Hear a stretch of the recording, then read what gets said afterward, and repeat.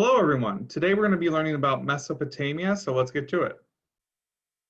Mesopotamia is the world's first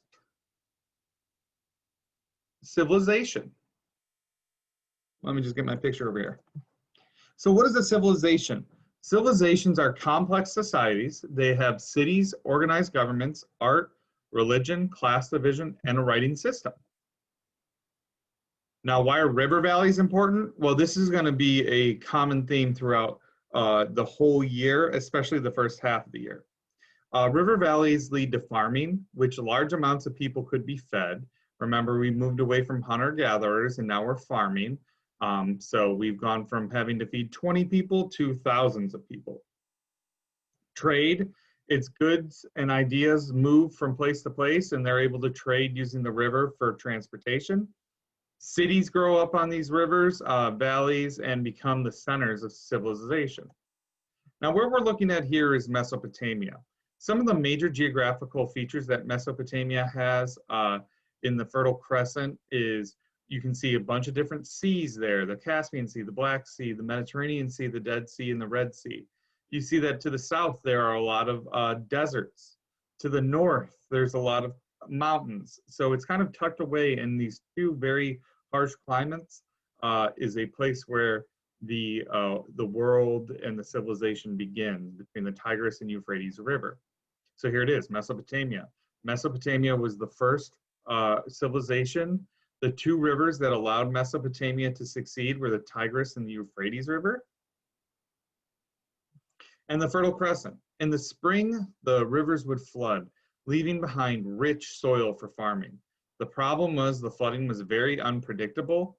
It might flood one year, but not the next. And every year, farmers worried about their crops. They worried that it wouldn't flood and they wouldn't get that good soil. They worried that the flood would come too late and destroy their crops. They worried that the floods were just so unpredictable that they had no idea. And the floods would happen because of the mountains, the snow in the mountains would melt and it would flow down the river. So what they do is over time, they create these irrigation systems. So the farmers learned how to control dams and channels to control the seasonal floods. They also built walls, waterways, and ditches to bring water to their fields. This way of watering crops is called irrigation. Irrigation allowed the farmers to grow plenty of food and support a large population. So as you can see here in this picture, coming from the mountains, here's the river. They started building these channels, so if the water is flooding or raging, it'll have different areas to go to. And then when they built these channels, they started building the farms along it. So here's a channel in real life here, and it goes on this way, and they start building the farms along it, okay? So the river is kind of running through this way, down this area, and there it is, the channel's moving out towards here. Now, Sumer, this was the first major civilization in Mesopotamia, was a region called Sumer. This is where all the first kind of cities and everything started popping up, was in that orange area. Now, food in Sumer, the Sumerians grew several kinds of crops. The most valuable one was barley, which they used to make flour and bread. Dates were also very valuable to the Sumerians. They were eaten once ripe or else they were dried for future consumption. Dates also made excellent wine. So here's the barley to the left. They would take the little bits off there and they would ground those up into a powder and add water, and they'd have flour, and then you add heat and you get bread. That's a date plant, so they'd be able to pick all those dates, all those fruits. They'd either be able to eat them ripe or kind of dry them out like a raisin. Now, city-states. Each Sumerian city had land around it and became a separate city-state. Each city-state had its own government and was not part of any larger unit. Here's that cuneiform alphabet. We kind of looked at this before. It is getting a little bit more advanced now, though.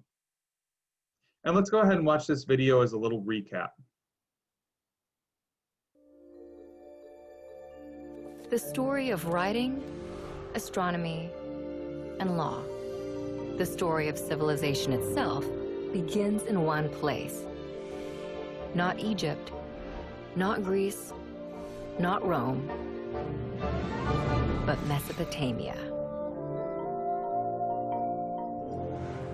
Mesopotamia is an exceedingly fertile plain situated between the Tigris and the Euphrates rivers. For 5 millennia, this small strip of land situated in what is today Iraq, Kuwait, and Syria fostered innovations that would change the world forever. Inhabited for nearly 12,000 years, Mesopotamia's stable climate, rich soil, and steady supply of fresh water made it ideal for agriculture to develop and thrive. About 6,000 years ago, seemingly overnight, some of these agricultural settlements blossomed into some of the world's first cities. In the period between 4000 and 3100 BC, Mesopotamia was dotted with a constellation of competing city-states. At one point, they were unified under the Akkadian Empire and then broke apart, forming the empires of Assyria and Babylon. Despite near constant warfare, innovation and development thrived in ancient Mesopotamia. They built on a monumental scale, from palaces to ziggurats. Mammoth temples served as ritual locations to commune with the gods.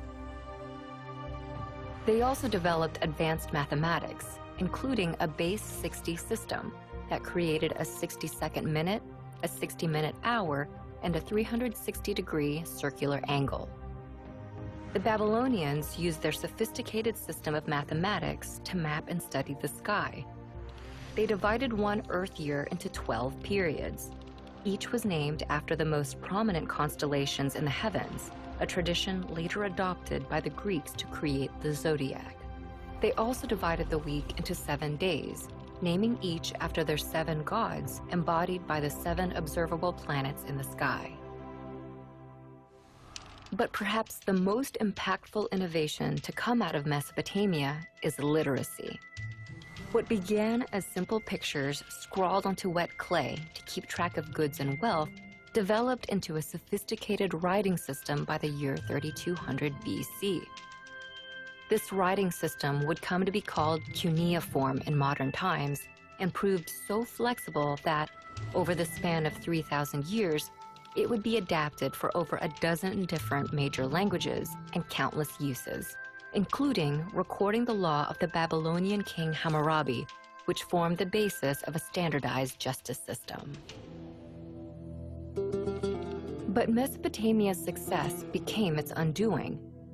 Babylon, in particular, proved too rich a state to resist outside envy.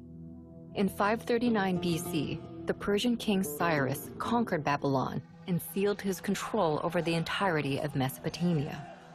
For centuries, this area became a territory of foreign empires. Eventually, Mesopotamia would fade, like its kings, into the mist of history, and its cities would sink beneath the sands of Iraq. But its ideas would prevail in literacy, law, math, astronomy, and the gift of civilization itself. Okay, so that's a little bit about Mesopotamia. I hope everybody enjoyed it, and I hope everybody learned something new about something old. Bye, everybody.